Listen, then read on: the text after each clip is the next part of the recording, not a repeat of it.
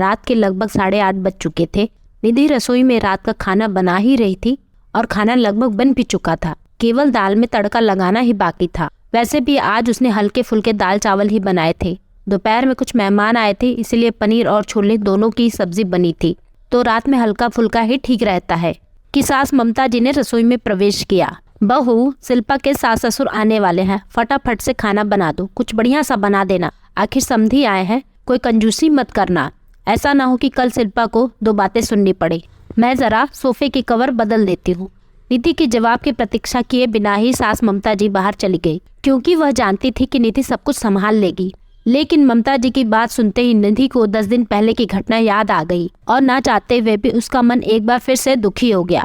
दरअसल ममता जी की आदत है, वह अपने रिश्तेदारों का स्वागत बहुत ही अच्छी तरीके से करती हैं, लेकिन अक्सर जब निधि के घर से कोई भी आता है तो उन्हें उचित सम्मान नहीं देती हैं। जब भी निधि के घर से कोई आता है तो ममता जी अक्सर मुंह बना लेती हैं। कभी अच्छे तोहफे ना लाने का ताना देती हैं, तो कभी यह ताना देती हैं कि बेटी के घर यूं रोज रोज नहीं आया जाता। कभी बची हुई मिठाई उनके आगे रख देती हैं, तो कभी कोई और ऐसी बात जो निधि को दुखी कर देती है।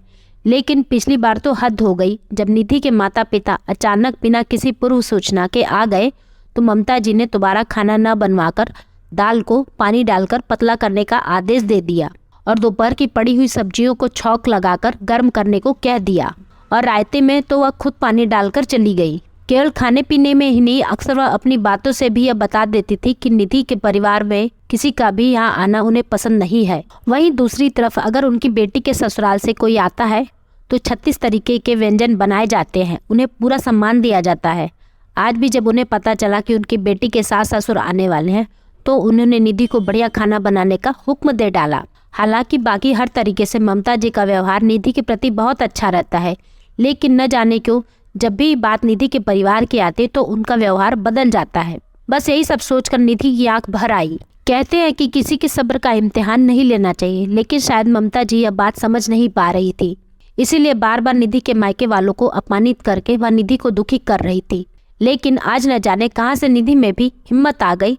अपने आंसू पोंछकर वह हॉल में आ गई और सोफे की कवर बदलती हुई ममता जी से बोली, मम्मी जी, दीदी के सास ससुर कब तक आएंगे, क्योंकि खाना तो लगभग बन ही चुका है। अरे अभी तो तुझे बोलकर आई हूँ, इतना जल्दी खाना कैसे बन गया?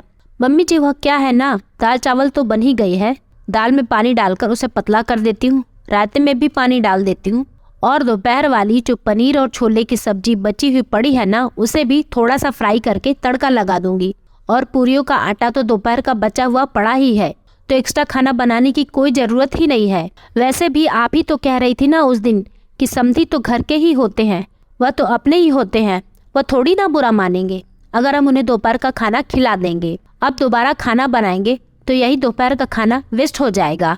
याद है मम्मी जी आपको उस दिन जब मेरे मम्मी पापा आए थे तब आपने यही कहा था, तो फिर आज भी ऐसा करते हैं। दीदी के सास ससुर भी तो समधी ही हैं, घर के ही हैं, अपने ही लोग हैं, वह थोड़ी ना बुरा मानेंगे।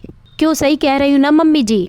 निधि की कई हर बात आज ममता जी को आईना दिखा रही थी और उन्हें यह एहसास करवा रही थी कि आज तक वह निधि के परिवार के साथ कितना गलत कर रही थी।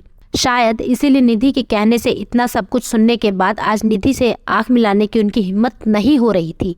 लेकिन फिर भी गलती का एहसास होने पर गलती को स्वीकार करना यह ममता जी की फितरत नहीं थी। इसीलिए चंद मिनटों में ही उन्होंने अपनी चुप्पी तोड़ते हुए निधि से कहा, बेटा सबसे पहले तो आज तक जो गलत व्यवहार मैंने तुम्हारे परिवार के साथ करती आई हूँ उसके लिए मुझे माफ़ कर दे।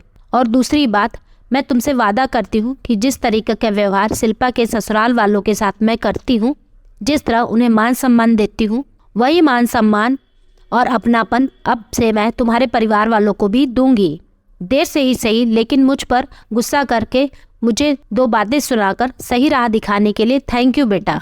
दोस्तों, अक्सर यह देखा गया है कि लड़के वालों का व्यवहार लड़की वालों के प्रति अच्छा नहीं होता, उन्हें उचित मान सम्मान नहीं दिया जाता, जबकि जिस माता पिता ने आपको अपने जिगर का टुकड़ा दे दिया है उनका सम्मान तो अत्यंत आवश्यक होता है। लेकिन फिर भी हमारा समाज न जाने क्यों उनकी अवहेलना कर बैठता है। तो दोस्तों, उम्मीद करती हुई कहानी अच्छी लगी होगी।